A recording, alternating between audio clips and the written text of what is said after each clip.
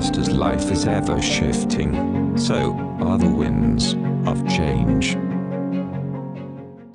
Well, Valentino, what do you think of my sweet hideout? I love how hidden and secretive it is, and my favorite part is that no one will ever find it. Justin Timberlake, look at us. Just two chums on their way to a secret hideout. Thank you for driving, since I have that condition that causes me to only ever be lying down. That's alright. But are you sure you should be operating a vehicle after just waking up from a coma? If I die tonight, at least I can say I did what I wanted to do. Same here, bro. We are going to find the man who burned down my bar and take all of his matches so he can never start another fire.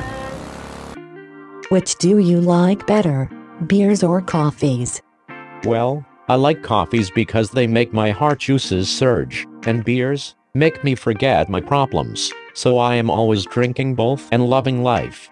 You are such a man, and you are so good at having a job. I have typed so many words and inventoried so many items. You are on the fast track to a promotion. Well, for now, how about you promote me to your boyfriend?